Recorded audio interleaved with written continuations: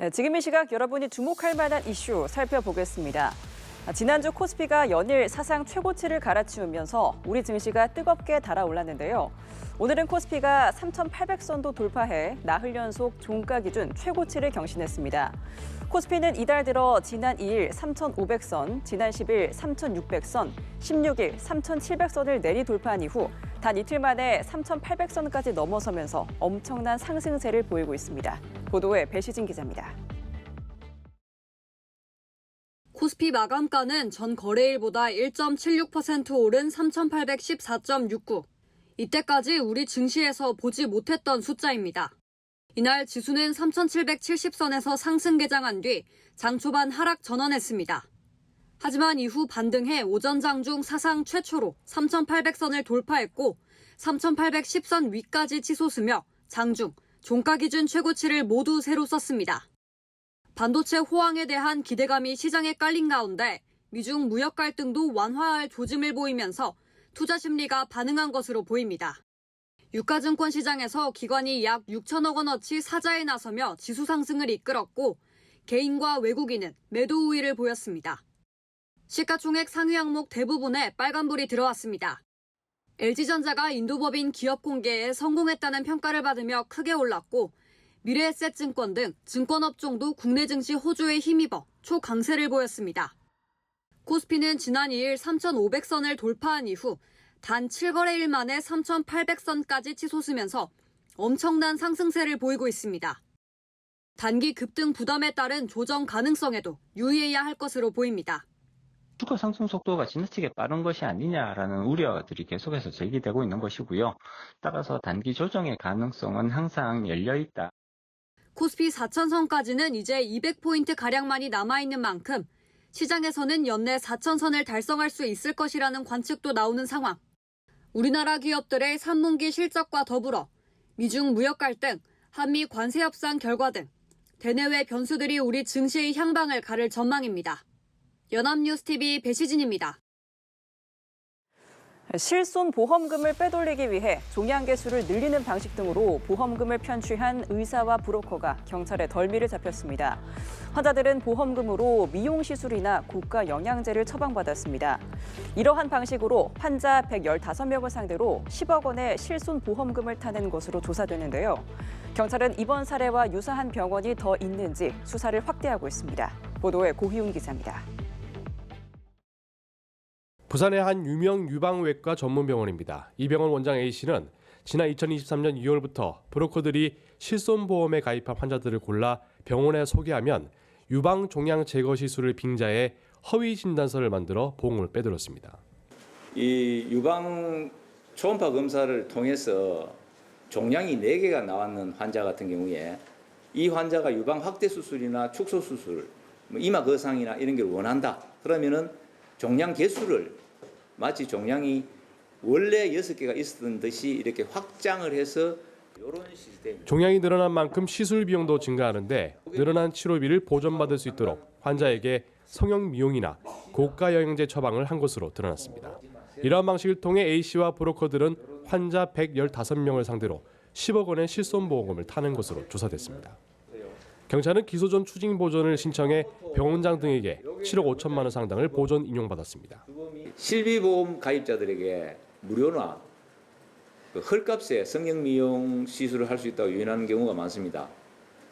실제 진료와 다른 내용으로 보험금이 청구가 되고 치료비 보전을 받게 되면 보험 사기 공범으로 처벌을 받게 됩니다.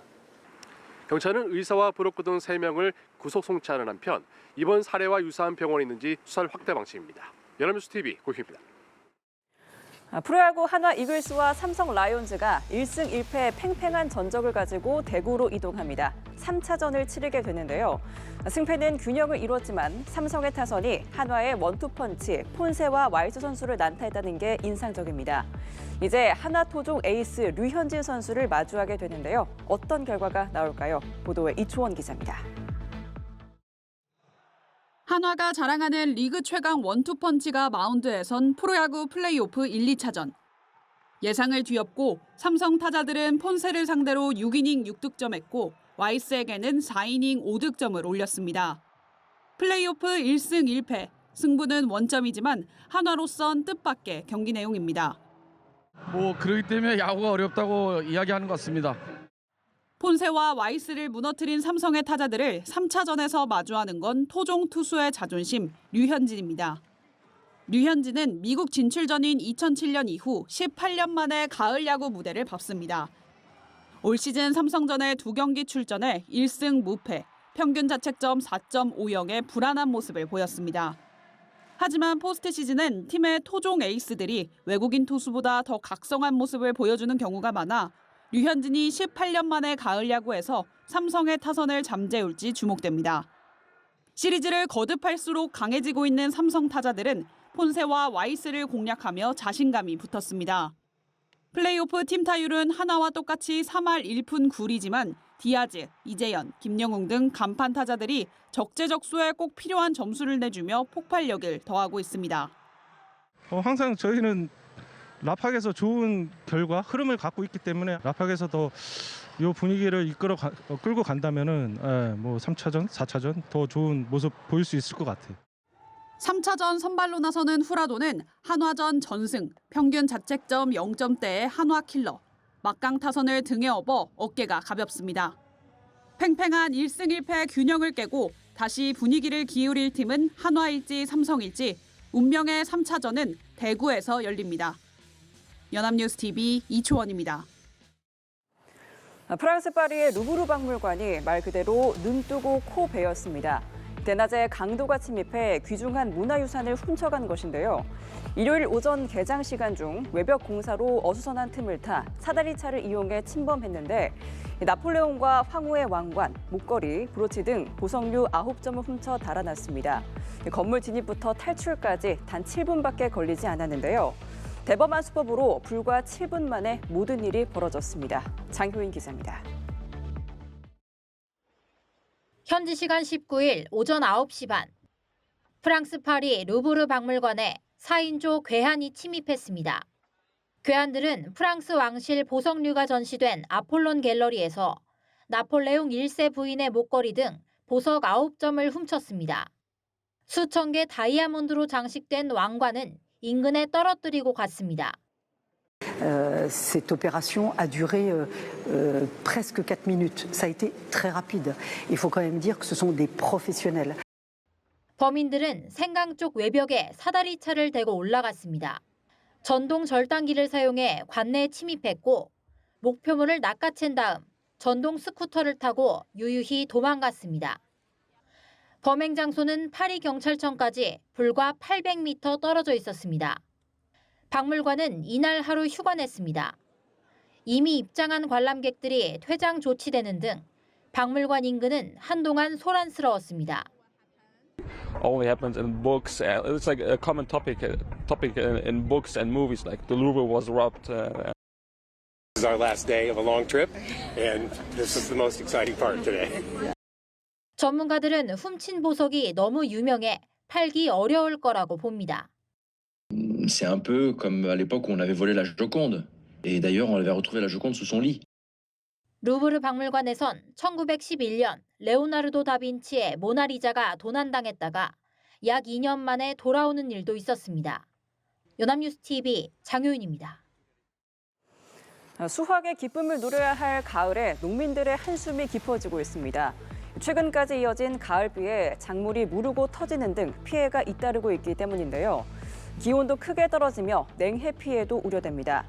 올해는 이례적인 가뭄과 모구 이상기후에 피해를 보고 있는 농민들은 이제 다가올 한파에 마음을 졸이고 있습니다. 천재상 기자가 취재했습니다. 나무에 매달린 사과 표면이 쩍쩍 갈라지고 안쪽이 검게 썩어갑니다.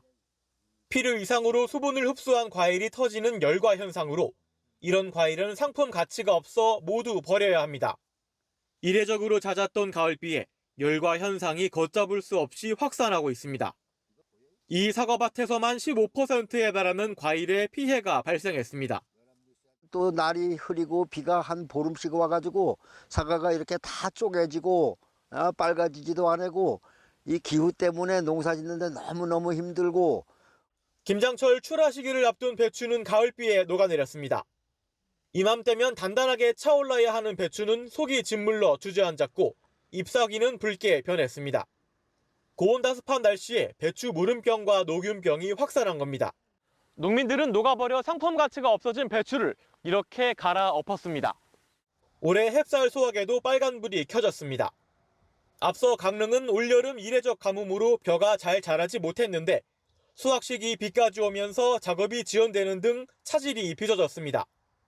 수확하지 못한 벼가 물을 머금어 싹이 트는 수발화 현상이 발생한 데다 추워지는 날씨에 품질 저하도 걱정되는 상황입니다. 논에서 지금 벼는 자꾸 쓰러지기도 하고 쓰러지면 또 거기에 대한 피해가 또 발생하고 또 지금 수발화는 점점 심각하게 지금 진행되고 있고. 때 아닌 가을 장마에 전국 곳곳에서 농작물 피해가 속출한 가운데 이번 주부터는 기온이 급격히 내려가며 농작물 냉해도 우려됩니다. 올해 이례적인 가뭄과 폭우 등 이상기후에 피해를 보고 있는 농민들은 이제는 다가올 한파에 마음을 졸이고 있습니다. 연합뉴스 TV 천대상입니다.